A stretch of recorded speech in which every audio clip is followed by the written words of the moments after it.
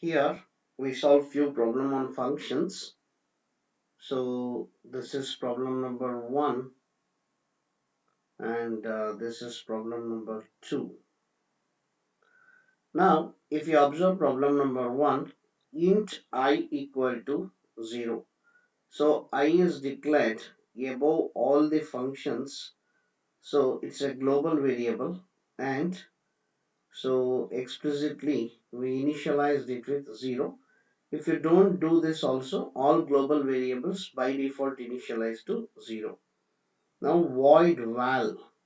So this is function declaration. It is also called function prototype, or it is also called signature of the function.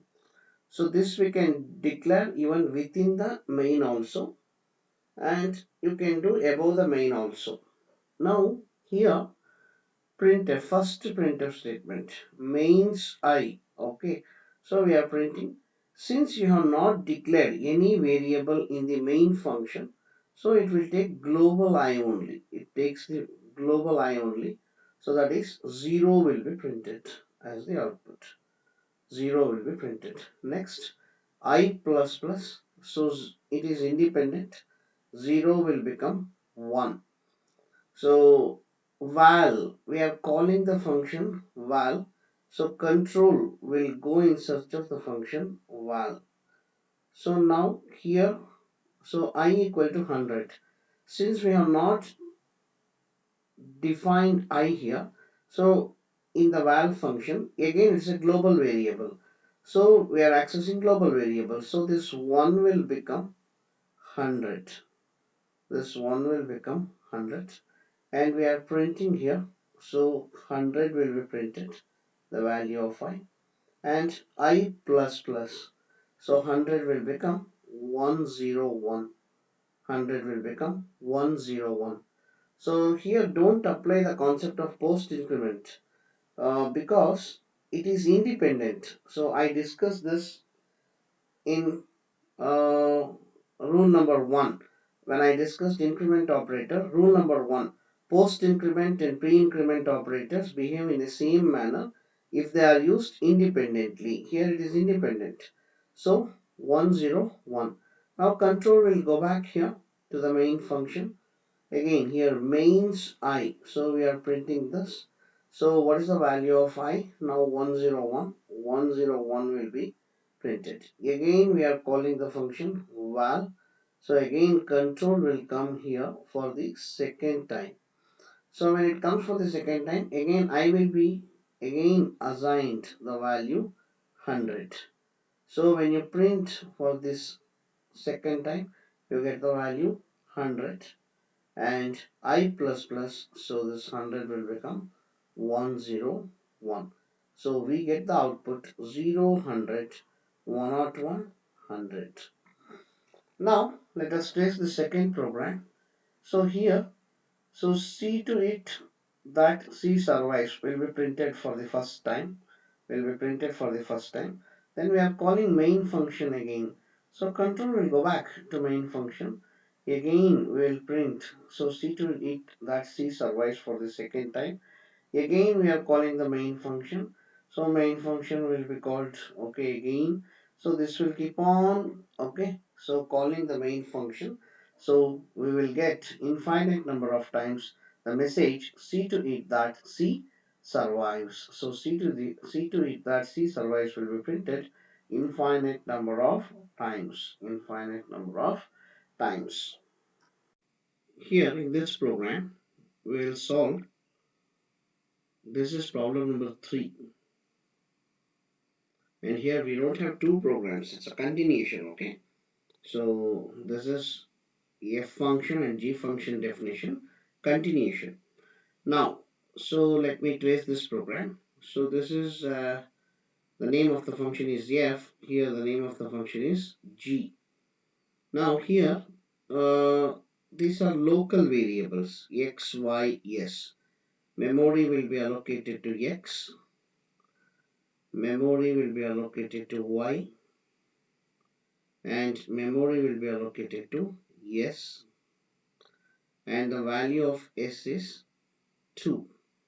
and x and y you can expect garbage values or junk values. Now s into equal to 3. So it is called shorthand assignment operator. Its expansion form is s equal to s into 3. So this is the expansion form of this. So don't confuse this as a pointer. Don't confuse this as a pointer. It is shorthand assignment. So s into equal to 3 is s equal to s into 3. That is, what is the value of s? 2. 2 into 3 is 6. So s will become 6. Now y equal to f of s. We are calling the function f and we are passing the value of s. That is Xerox copy of what is there in s. What is there in s? 6. Take the Xerox copy of 6. You get 6 and go in search of the function f. When you go to f function with the value 6, that will be copied to variable a. That will be copied to variable a. Now a equal to a plus of minus 5. That is 6 minus 5, 1. A will become 1. T minus equal to 4. It is t equal to t minus 4. Where is t? Here observe. So t is also a global variable, and so sir, why you have declared here? If you ask, C is a free form language. Even though it's not a good programming practice to declare here, you should declare at the beginning, but this is acceptable. So what is the value of t? What is the value of t? T is visible to the both the functions f and g as well as to main. Now, sorry, as well to the both the functions f and g. Now t is 8. T is 8. Now 8 minus 4. 8 minus 4 is 4. 8 minus 4 is 4. Return a plus t. That is 4 plus 1, 5. That 5 will come and store it in y. That 5 will come. So because of this, so it will come and store it in y. It will come and store it in y. So 5 will be stored in y. Now, so next x equal to g of s. So the value of s is 6 only. So control will go in search of the function g. Control will go in search of the function g. Once it got the function g, the value 6 will be copied to a. The value 6 will be copied to a. A equal to 1. So 6 will be changed to 1. T equal to t plus a. So that is 4 plus 1. So t value will become 5. Return a plus t. So that is 5 plus 1, 6. The 6 will come and store it in x. It will restore it in x. So that is 6. So when you print the value syx, you get the output 6, 5, 6. You get the output 6, 5, 6. Now let us discuss here two problems. This is problem number 4 and this is problem number 5. Okay. So now int g of int. This is function declaration. It is also called function prototype or it is called signature of the function. It informs the compiler that g function takes the help of an integer argument and after performing some operation it will return one integer value. Now int I comma j, memory will be allocated to I and memory will be allocated to j. Memory will be allocated to j. Now for I equal to 1, for I equal to 1, I less than 5, that is 1 less than 5, condition is true, it enters the loop. J equal to g of I. So we are calling the function g and we are passing the Xerox copy of what is there in I. What is there in I? 1. So you pass 1 to G function. You pass 1 to G function. So control goes in search of G function, and the whatever the value we passed, so it will be copied to X. So that is 1. So 1 will be copied to X. Static int v equal to 1. So whenever we use the keyword static along with the local variable, here v is a local variable because it belongs to the function g. So whenever we use the keyword static along with the local variable, that particular statement will be executed only once. So static int v equal to 1 will be executed only once. So memory will be allocated to v, memory will be allocated to v, and it will be initialized with 1. Next, int b equal to 3. So memory will be allocated to b and 3 will be initialized. V equal to V plus X. This is shorthand assignment operator. V equal to V plus X, that is X is 1 and V is also 1. So 1 plus 1, so it will become 2. It will become 2. Return V plus X plus B, that is 2 plus 1, 3. 3 plus 3, 6. That 6 will come and store it in J. 6 will come and store it in J. And when we print here, so we get 6 as the output. And next here, and I will be incremented. So I will be incremented to 2. I will be incremented to 2. 2 less than 5. 2 less than 5. The condition is true. 2 less than 5. Condition is true. It enters the loop. J equal to G of I. G of I means, so now, so what is the value of I? 2. 2 will be passed to G function. 2 will be passed to G function. So now, so X value will change to 2. X value will change to 2. And this statement will not be executed because of the keyword static.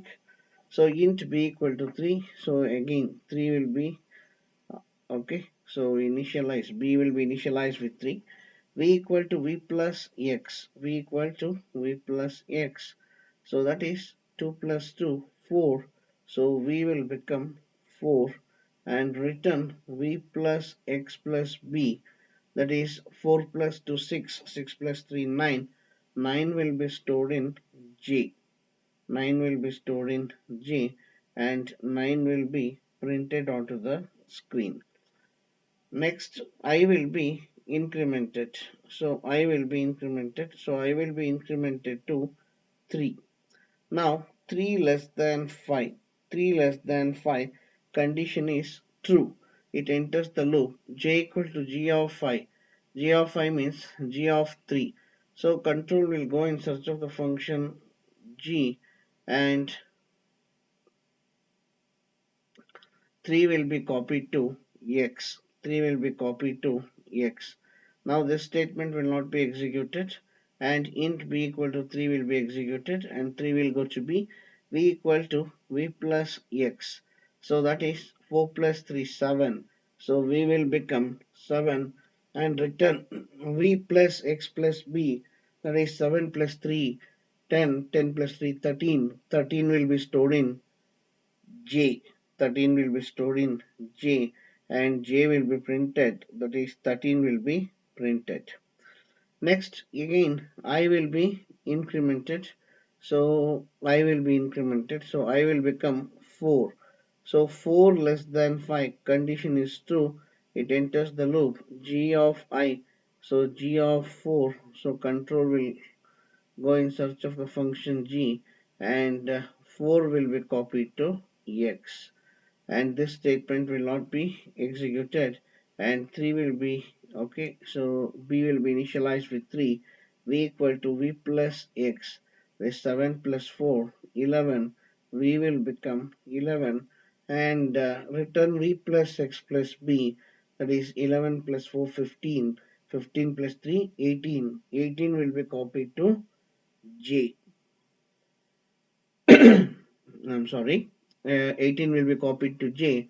Again, I will be incremented to 5. 5 less than 5, condition is false, it comes out of the loop. So before that, 18 will be printed, sorry. So 18 will be printed. After that, I will be incremented to 5. 5 less than 5, condition becomes false, it will come out. So we get the output 6, 9, 13, 18. 6, 9, 13, 18. Now let us discuss problem number 5. Very simple. So here static int count equal to 5. Variable count variable count is initialized with 5. Variable count is initialized with 5. Now printf count equal to count minus minus. In the printf statement, we are using post decrement. So first use the value, that is 5 will be printed. 5 will be printed. Then decrement count. So 5 will become 4. If count not equal to 0, 4 not equal to 0, condition is true. Again we are calling the function main. Now, again, when we go to main, this statement static int count equal to 5 will not be executed because of the keyword static. So whenever we use the keyword static along with the local variable, that particular statement will be executed only once. So it will directly come to printf. Count minus minus. The value of count is 4. 4 will be printed and 4 will be decremented to 3. Again 3 not equal to 0. Condition is true. It again calls the function main. Control will go to main function. Control will go to main function. Again printf count minus minus. So 3 will be printed. 3 will be printed and it will be decremented to 2. 2 not equal to 0, condition is true, so again it calls the function main.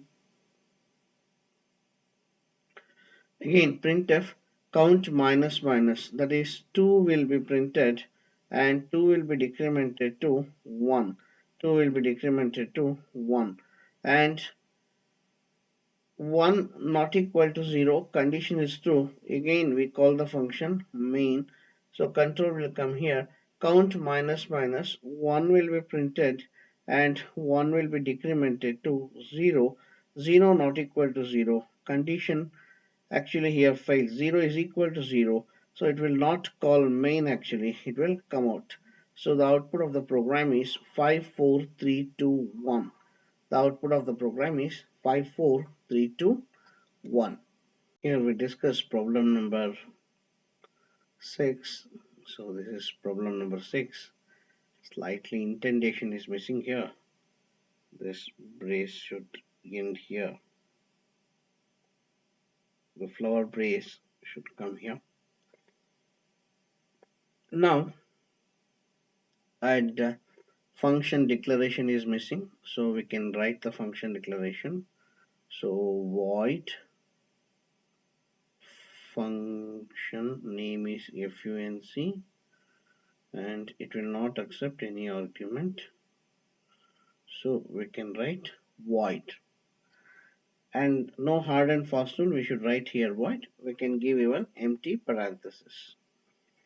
So normally this we call it as parenthesis, this we call as braces, and this we call as bracket in C language. Now this is so function, so declaration or function prototype or signature of the function. Now we are calling the function func for the first time. So control will go in search of the function func. Auto int I equal to 0. It's a local variable.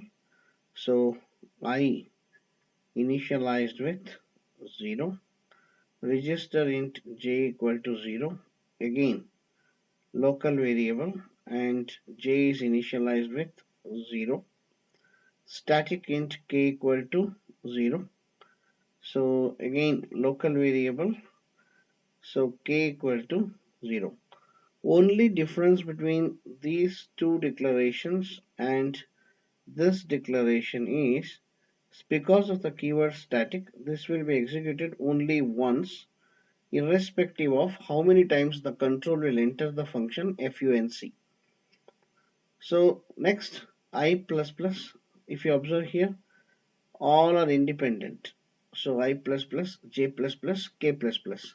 So when I explained increment operator in the previous video, I told, so post increment and pre-increment operators behave in the same manner if they are used independently.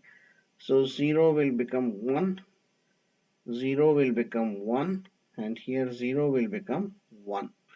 And print ijk, so 1, 1, 1 will be printed. Next, control will again go to main function. Again you are calling func. Control will enter func for the second time. Auto int I equal to 0. 1 will become again 0. Int j, again 1 will become 0. But k will not be modified because of the keyword static. So the statement will not be executed for the second time. I plus plus, so 0 will become 1. J plus plus, 0 will become 1. K, 1 will become 2. And we print, so 1, 1, 2. So 1, 1, 1, 1, 1, 2 is the output. 1, 1, 1, 1, 1, 2 is the output.